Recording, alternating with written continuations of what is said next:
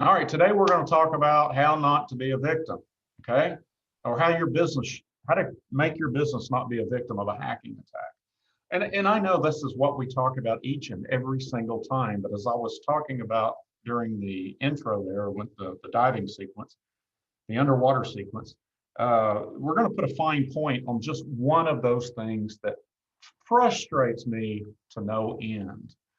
And it's when we onboard new clients, we have to convince them that they need to spend money on security awareness training. Even though I've said so many times, I'm sick of hearing myself say it.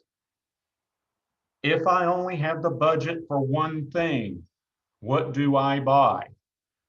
Continuous cybersecurity awareness training. That's what you get. If you only have the money for one thing. Now, there's a second part to that. You do have to establish a security first environment. That doesn't really cost anything but time. That's more of a leadership and a coaching thing, right?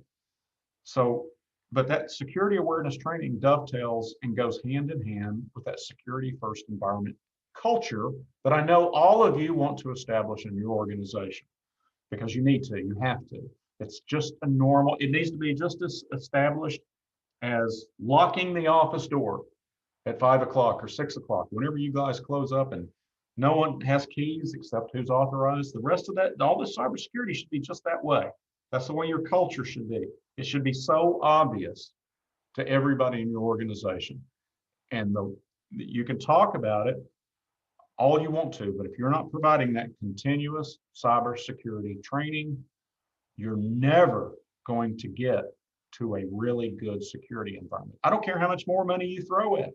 I mean, we got some stuff that's super expensive, you know, and if you buy everything we got, like we use practically, we don't even use everything. There's some things that just aren't suitable, but even if you were to buy everything we got, if you don't do security awareness training, and I know I'm beating this dead horse, but if you don't do continuous cybersecurity awareness training, you're leaving a very, very big gap. And I'm going to illustrate that with some movies later on in the deeper dive here. All right, so let's move on, quit beating the dead horse. Why is cybersecurity awareness training so important? Over 90% of successful attacks are because of insider manipulation. They've been conned, they've been scammed, okay? Over 90% of successful attacks are successful because someone on the inside allowed the hacker to get in and establish at least a foothold. Over 90%. If you get continuous cybersecurity awareness training, you'll drop that in half. And then we'll worry about the other layers, okay? But these are nothing more than scams and cons. And with technology, with emails and instant messaging and modern day phone technologies, it is so easy for anyone in the world to conduct a con, to conduct a scam, a confidence scheme that have been around thousands and thousands of years. This technology, this internet, just allows people to do it at scale. So if you've heard me talk about criminal syndicates and nation states and all of this is done at scale now. But when it comes to manipulating human beings, the social engineering that we call it in the IT world, it's nothing more than a confidence scheme or a con job that's been around thousands of years, just using technology, new technology. When fax machines were invented, that was the whole origin of the Nigerian 419 scam. You've inherited a lot of money. There was a plane crash with a Colonel Kirkham or whatever the one that I got 20 years ago was, or 30 years ago. Oh, there was a Kirkham that died. Guess what? I looked it up on the internet, and sure enough, there was a Kirkham that died in a plane crash in Africa. They used authority. They did a spearfishing, and it was over a fax. I thought I had $12 million coming. Of course, I have to give 20% to the counsel or the barrister or the attorney, but that's all it took. I get 20% of $12 million, to get that, or whatever that is, 9 point something million or 10 million, whatever it is. And so Every single person, because everybody's vulnerable to a con job. Every single person is on the earth are vulnerable to con jobs. It just depends on the talent of the con artist. Okay, it doesn't depend on the technology. That's just a transportation deal, right? But every single person in the organization can be a mark or a patsy or somebody, a victim. That's what it basically boils down to. So when you're thinking, how do I get a security first environment? Remember not to exclude anybody on your network, including yourself. Or some of you may have an owner that you're the head guy except for the owner, or you're the managing partner except for the other partners, or you're the utility manager except for the mayor, right? You're in this, you're the boss of your subdomain, but you've got somebody else that's on your network, or anyone else on your network has to get the security awareness training, because otherwise that's a weak link. And without the security awareness training, all the rest of the people doesn't matter. So you want to make sure you create the security first environment. Okay, let's move on to the next one. So let's look at some of these vectors. Okay, now this is a part that I struggled with when we did a run through, but these are different scam vectors, of which there are dozens and dozens and dozens of them out there. And the first one is Vishing. Now, Vishing is just a fancy way of using the phone to scam somebody. Like you call somebody up, you're doing a one-to-one scam. Maybe it's somebody you learned about, they bank at Citi, and you call them up and you impersonate Citibank saying, hey, we've got a security breach on your account, right? Well, these days, with this new phone technology, this voice over IP, it's really easy for someone like me to set up an entire elaborate automated voice system that outbound dials at scale. Maybe I've bought a list of Citibank customers off the dark web, and it has all their phone numbers in it. I paid $10 or I paid a premium just because it's got their name and their phone number. And I just plug it into a computer program, and it outbound dials with this automated system that says, hey, you've become a victim of your personal identity theft, or whatever it may be. Dial this number right away. So I've created some urgency. So they dial the number, and it goes into an automated system. Press 2 if you're a victim, if we've contacted you as a victim of a data breach. And I can start press 1 for checking, press 2 for this, or whatever. I can do all this stuff cheap. So I'm building this at scale. Then they call through, and then I've got a human being on the end, maybe me, maybe somebody else, maybe one of my cohorts, my fellow con artist, member of the team.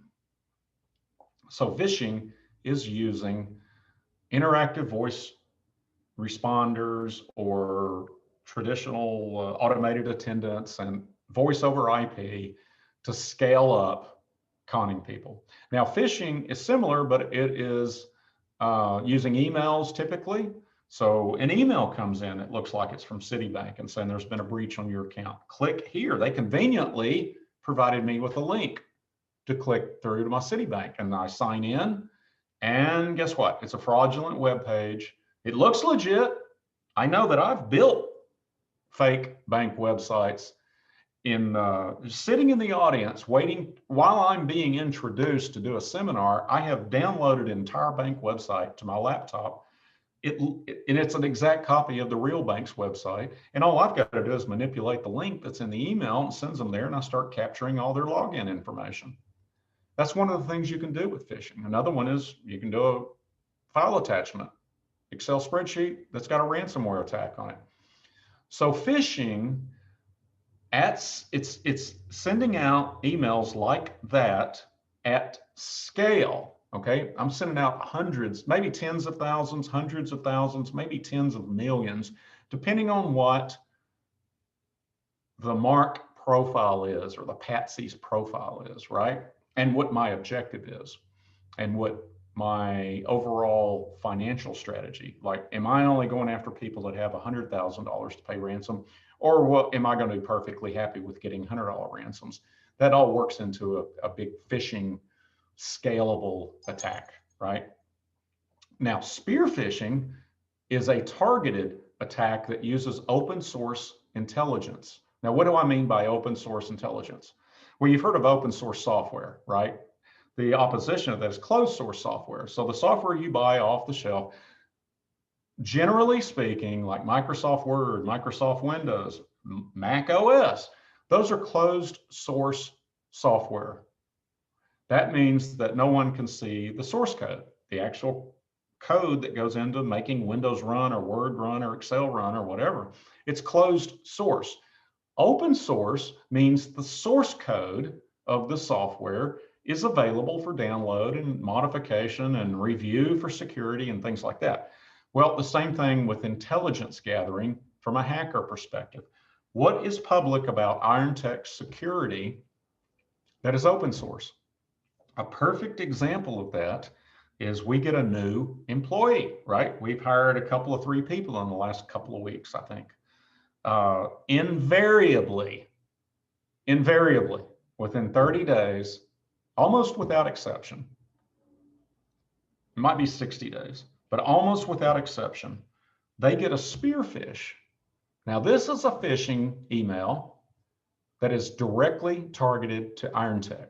Now, why is that? IronTech has got a big target on its back because we are in the information security business and we protect our clients.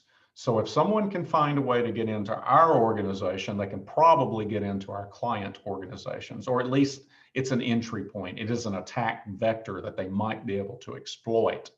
Now, of course, we've got multiple layers around everything, and it's not even that easy in our case. And in most security companies, and but anybody can be hacked.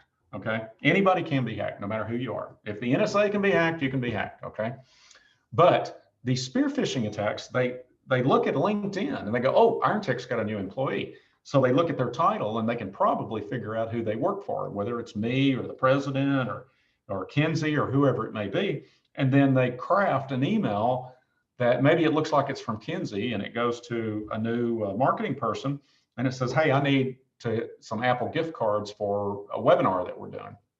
Go buy me 10 Apple gift cards at Sam's and email me back all the codes off, all the numbers off of them, which means you don't have to have the actual card. You just need the number to redeem it. And sometimes they come close to failing. That's why our own people get the very first thing they get is cybersecurity awareness training. We can go through all the other stuff about, coaching them on protecting client information and don't talk about this with your family, your spouse, or anybody else. This is what we do. We don't even talk about who our clients are very often because that just puts another target on them, right? So if we publish who all of our clients are, that just makes them a target. And one of the ways they can get to them is through us. So depending on the client, we're very careful about that. So that's what the difference between a spearfishing and a phishing is. Spearfishing is done after using intelligence. Oh, get this. A regular phishing attack has about a 5% success rate. If you do spearfishing, and this depends on the availability, the quality and the amount of open source intelligence you've gathered. But on average, spearfishing attacks are 50% effective. Think about that. Okay. You got a decent sized law firm and you're on this call. You got a decent sized water utility on this call. You could be a victim of spearfish. And let's not forget that you can still do spearfishing at scale. You can carefully craft and carefully word an email that might be, there's 160,000 water utilities out there, the vast majority of which are very small, but you can carefully craft an email that looks like it's legit and still be a spearfishing attack. Okay, you just got to read the industry news. What's the latest thing that came out?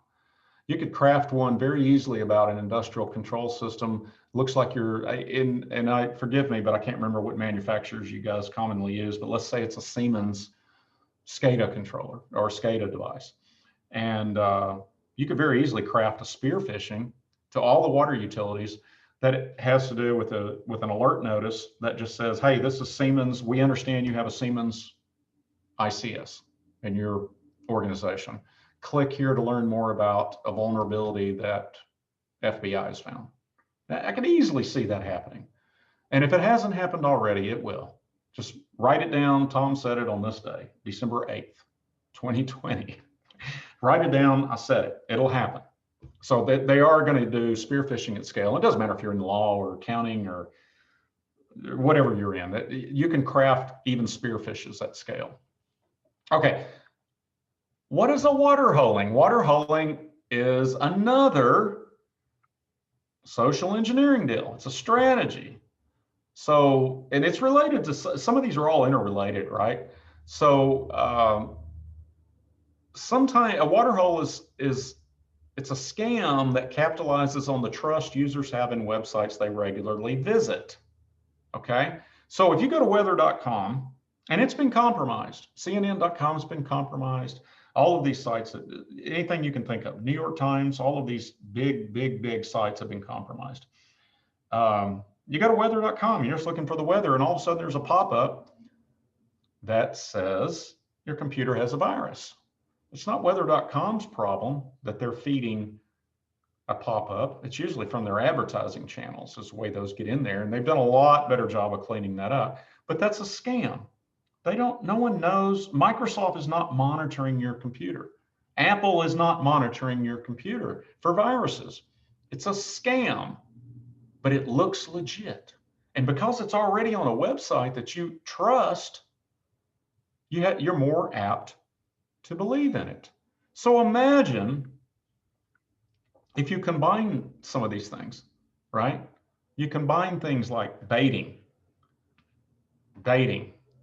That's where and when you get into, and I'm going to talk a little bit more about scams on top of scams and within scams and outside of scams that all leverage and they dovetail in with each other. And it's just mind-boggling how these people use technology to do the same thing that's been going on for thousands and thousands of years. Let's talk about baiting. I got off on a little of a tyrant there. Baiting is there's two theories on the Stuxnet Iran nuclear centrifuge deal that years ago, 10 or 15 years ago when the attack occurred. The US and Israel through their cyber warfare arms, put a worm on the centrifuge network that they use to refine the plutonium for nuclear weapons in Iran. And it was air gapped. So these control systems, this whole facility had no way to connect. There was no way to connect to the internet, period. So they couldn't go in through traditional means, just hack their way through firewalls and intrusion detection systems and all of that. They decided they had to use physical media to get the worm or the Trojan inside the facility. So baiting is taking something like a CD-ROM, which is dead these days, but there's still USB flash drives that are still being used. And one of the theories is that USB flash drives were scattered in the parking lot of the facility, and one of the workers there was curious and plugged it in to a computer when he walked in, and that let loose the worm that Israel and the United States created to sabotage the centrifuges. That's what baiting is. It's like, oh man, I wonder what's on this CD-ROM. So one way to socially engineer and get my worm into, say, Citibank is to drop a USB in the elevator of their headquarters in New York. I think it's New York, pretty sure. And it's got handwritten with a Sharpie on it. It says executive salary worksheet. Maybe I put it in 2 or 3 elevators and just leave. As soon as that's plugged in somewhere, I've got access to that computer. That's what baiting is. You give them something curious that they want to look at. Quid pro quo. And a very good example of that is using Vishing as saying, and then figuring out a list to call. So it's going to be larger companies, and you can just call up and say, we've tried this before, and we haven't done it in quite a while, but we need to. You can call up people say, hey, this is Tom with technical support. I understand you're having a problem. No, I didn't call you. Well, it doesn't take too many of those calls before you finally find somebody who says they've been waiting all day on your call and they're happy to take it. So they are going to give up control of their computer so you can fix the problem that they've been having that you didn't even know they had a problem. You're just doing the law of numbers, and you're doing this at scale using modern day technology. And perhaps the best way to wrap all of these things up with pre-texting. No, I'm not talking about texting messages out of a phone. What I'm talking about is establishing context, okay? In that quid pro quo example, I'm taking advantage that larger companies, they don't know who the employee is that needs support, and they don't know who the person from support is calling. I'm also relying on that fact that most of them are going to have very poor security wrapped around the voice. So when I call up and I say, I understand you're having a technical support problem, I'm using the assumption that somebody I'm going to talk to is having a support issue on their computer. So I'm establishing a context for the phone call. Once I hit that person, I've got a gold mine. And that's what pretexting is. You can do it with waterholing, spearfishing, absolutely. Spearfishing, if you just lead that email off with somebody that's new, I know you've only been here about a month, but we need to talk about this, or I need you to do this. That pretexting is establishing the context. You're laying the foundation for the con to come and make it more believable, to establish authority. These are the things that continuous cybersecurity awareness training will get you and your people, and it'll make them, their personal lives, much, much safer as well. So you want to learn more about this, because I'm just scratching the surface. Here's the easy way. We got a hard way and an easy way. This is the easy way. Watch some movies. These are some of my favorites. Sneakers, Robert Redford, Dan Aykroyd, Ben Kingsley, Mary McConnell, which you don't know the name, but you'll remember seeing her face. River Phoenix, this is one of his movies. I think he's dead now. Sidney Poitier was in this movie. So, and then David Stratham. It's a movie about hackers. These guys were actually pen testers, penetration testing. That's what they did. People paid them money to hack into their stuff, and then they come in and tell them, here's where all your problems are. They don't pay pen testers to fix the problems. They just say, here's where your problems are, and they pay a lot of money for that. That's why we don't do penetration testing, because that's a conflict of interest with us. But that's what that movie's all about, and it's from the early 80s. And it opens up with them socially engineering a bank and him withdrawing, I think, $100,000. He withdraws that money from the front desk or the counter, and then immediately walks upstairs to the executives' offices where they're all waiting on him, spins the briefcase around. Here's $100,000 I just stole from your bank. The report will be coming. Where's my check? That's it. That's what pen testing does. He was able to steal $100,000 from the bank using social engineering and other hacking methods. It's a great movie. Great movie. Leverage. This is a TV series that most people never heard of. I think it was on TNT, but it's probably on Netflix or Amazon now. All five of those people you see there are the main stars. Timothy, is it Bottoms? Timothy Bottoms. He's an Academy Award-winning actor. You may remember the movie, I think Red is where he won his Academy Award. But at any rate, these are all different con artists, and they have different specialties. Because you got to have a grease man, right? And you got to have Miss Daisy, and all these different Leon Spinks. You got to have all these different characters to play certain roles to meet certain objectives in the overall con. Well, Leverage does this, and they're the bad guys cheating the good guys, right? Or no, they're the good guys cheating the bad guys, but they were bad guys. So anyway, it's kind of like criminals with a conscience or something.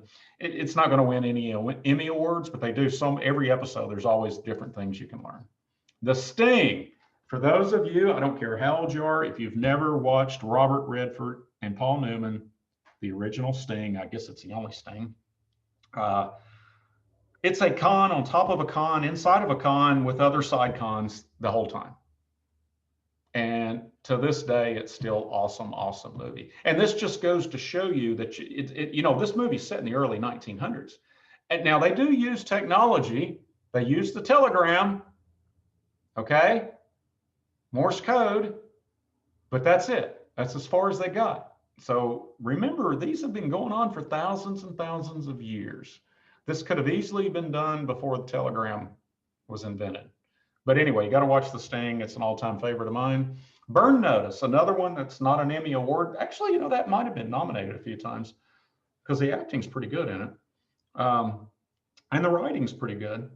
I'd say it's probably better than Leverage, but Burn Notice. Burn Notice is what a ex-CIA agent gets when he's been outed or disavowed, right? So the whole pretense of this is the head guy there, I forgot his name, Michael is the character name, but he got a burn notice overseas and he was in the middle of a job and he's on his own. And he's probably outed, he's been cut off, no money. And so the whole thing is about him getting paybacks. So every episode, I think it ran for about 7 seasons.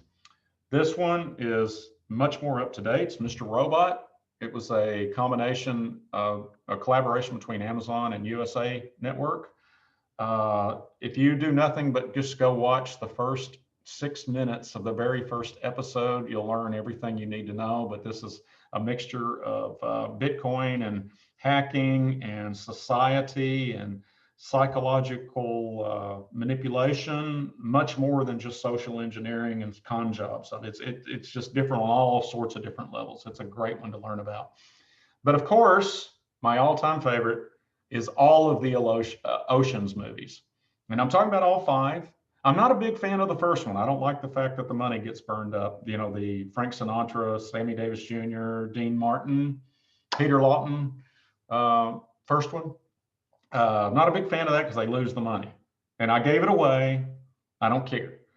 The next one with Pitt and Clooney and Carl Reiner, Bernie Mac, Damon, all these other stars.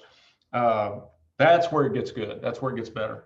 But all the rest of them, even Ocean's 8 with Sandra Bullock, those were cons and social engineering, and then regular hacking is all done throughout those. And some of the technical stuff you see in movies is not accurate. Like we really can't do what they say you can do. And then some of the technical stuff inside of the Oceans movies is like that. But the social engineering things, those are based on real life things. Now, that spiel I had about we got to have a Miss Daisy, an Ella Fitzgerald, we got to have Miss Daisy, we got to have a grease man. That's referred to in the second original Ocean's 11. Now, some of those are actually made up, but some of those refer to real life cons. And I think in Ocean's 12, they start naming off the whole con job, right? We need, let's see, what is it? Bun in the Oven is the name of one, and a looky-loo is the name of one. That's the scene when they're, at any rate, you need to watch any of the Ocean's 11's movie is entertaining. All right, so let's get back to business here. Besides cybersecurity awareness training, you've got to have other layers. That's not the be all end all, but if all you got the money as far as do that first, but budget money for multiple layers, spam filtering, password manager, these things. But the 2 most important, other than security awareness, which is get an EDR, not an AV. And I've beat this in the ground many, many times. EDR goes by multiple names. It may be referred to by MDR. We're starting to see EPP. I've even seen MEDR. These are all basically the same thing. I can go through the technical discussion of it if you're interested, but the main thing is not to have an antivirus nor an EDR, MDR, EPP from an antivirus vendor. That's not best of breed. If you can buy it off the shelf at Best Buy, it is not going to have a true EDR in it, or it's going to be crappy, okay? And the reasons for it is AV only works on signatures. There are no virus signatures in a ransomware attack, and that's the most likely thing that's going to affect you. That's your number one priority, is defending against a ransomware attack. And AV will not do it, period. It hasn't been successful against ransomware attacks in probably 10 years, but especially in the last 4. And another reason is AV doesn't use artificial intelligence or machine learning. So it doesn't get any better. It's just dumb software. And above all else, if you get EDR, especially from us or anybody, it's going to be human monitored. You've got to have those human beings have to be there to look at detect anomalies or to take an automatic notice and then really look into it, right? Or to take a virus warning and really look into it. You've got to assess. It's not over if an EDR traps a virus and kills it and that's it. You still got to have human beings, because it could be a multiple payload, or it could be doing lateral movement throughout the whole network. You still got to have human beings looking at that as soon as possible. So no matter what, it has to be monitored by human beings. And finally, the third thing on the 3 things you all should have is monitored backup and disaster recovery. Once again, backup and or disaster recovery plans have to be monitored to make sure they're going to be there when you need them. And even then, it's not 100%. There have been, it's much less common now, since we don't use things like tapes and external drives and stuff. We're backing up to the cloud. But it wasn't that uncommon back in the tape backup days that you could test your tapes restore mechanism 9 ways to Sunday. But when you actually needed the backup, tapes are fragile. You didn't know the next time you cranked it up if the tape was going to work. So tapes were horrible. So you had to continuously test it. And even then you weren't 100% sure. That's a lot less now. Now we know if we crank up a virtual machine every morning, then we're pretty much assured that it's going to work when we need it. We're not relying on that physical deal, right? It's all ones and zeros instead of a magnetic head going across a quickly moving tape. It's like the difference between a streamed movie versus a VHS tape, basically. VHS tapes look like crap compared to downloading a movie on Amazon or popping a CD-ROM in even. But it's got to be checked every day, both automatically, and human beings have to lay eyes on it. And they have to mitigate and respond if there's a problem. If you've got an IT, you say you outsourced your IT company and they put your backup in place, if you're not paying them to monitor the backup, you don't have a backup. You've got a wing and a prayer. You've got to pay for that monitoring. And so it'll be there, or you're ensuring, you're betting that it's going to be there. You've done the risk analysis, and that extra, I don't know, $5 a month, you've dramatically lowered the likelihood that backup is going to fail when you need it. Okay. Now, I've been doing this a little bit lately because going back to the myths, everybody thinks this stuff's too expensive. This is just a sample. Say you're a small organization. You've only got 3 computers that need protecting. You have no industrial control systems, and that's it. This is just a sample price. I think more often than not, if that's all you've got, it'll probably be less than $99 for all 3 of them. That's $99 a month to really dramatically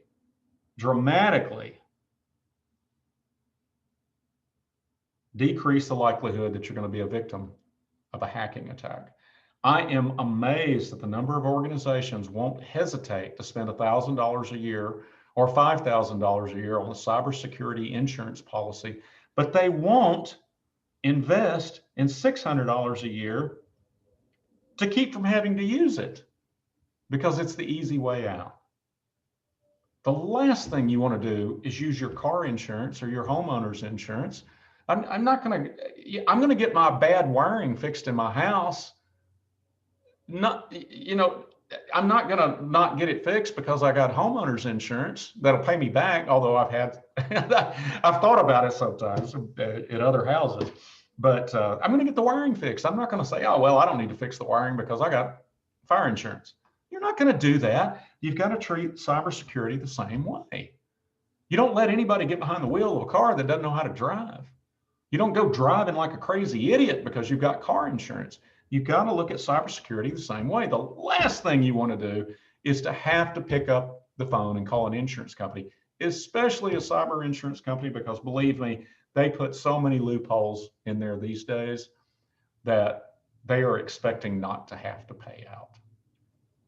So you need to get good security, and then you need to go back to them and say, do I get a discount because I've implemented this advanced security stuff? All right, got to end the show because I've gone over a few minutes, I think, Kenzie. But anyway, call us and get a security assessment set up. We're getting booked more and more and more. So the sooner you do that, the better. It's only $495. There's the phone number. There's Kenzie's email. Kenzie's probably dropped there's a security assessment link. So if you haven't gotten one, encourage you to get signed up for one, get it on your calendar so you can take this information, by the way, give it to your IT guy, go hire somebody else. I don't care. So there is value in this. We're going to help you identify what needs to be protected. We're going to look at what's your most likely threat from. Is it a nation state? Is it criminal syndicates? Is it a lone wolf? Or is it negligent insiders, non-malicious insiders? So we're going to assess all that, determine what needs to be protected, and then we're going to lay out a plan and say, here's what you need, and here's what it's going to cost. So you can take that and do whatever you want to with it. It's a bargain for $495. So and then we got another one that we charge $2,000 for, that we can go in and do a lot more active scanning. So if you're interested in that, let us know too. But at any rate, get on the calendar if you possibly can. It's worth every penny, no obligation whatsoever. And if you know anything at all about us, you know how easygoing we are. So if you tell us to quit bothering you, we will quit bothering you. Did I cover everything, Kenzie? Yes, you did. It doesn't look like we have any questions or anything. I thought I had a challenge for somebody to give me a question. I did. Does anybody, I've got a challenge. Does anybody know has anyone heard the scam? I'll tell you where you got them shoes. Just type in yes or no in the chat box. If you're still with us. Sometimes I think people just get on here for the CLE, the learning credits. Maybe we ought to put that secret code in there where you can't get credits. Mm-hmm. Okay, nobody can tell me. Well, I'll just leave that as a standing question. If anybody can tell me, okay, so let me do the setup for you. Let me give you the context, the pretext on this. So this really works better in real life than using technology. And actually, the only place I think I've ever seen it, and certainly the first place, was in the French Quarter in New Orleans. And invariably, it's a kid, 10 or 12 or 14 years old. He approaches you on the street corner. He's sized you up as a mark. He knows you're a tourist. Number one, you're on Bourbon Street. So he's already 95% of the way there. So he sizes you up. He makes sure there's nobody around. And he runs up to you and he says, hey, for $10, I'll tell you where you got them shoes. And you think, there's no way he knows where I bought these at Shoe Carnival in Fort Smith, Arkansas. This is a no-lose scenario. So the standing question is, what is the con? I'll leave that as a standing question. And the first qualified webinar attendee that gives me the correct answer gets a free security assessment. How's that? There we go. There it is. All right, guys. Well, I enjoyed it. Just email Kenzie if you know the answer to that question, or me, tom.kirkham@irontechsecurity.com, and we'll get you set up on that free security assessment. And that's it for today. Thanks for joining us. Thanks, guys.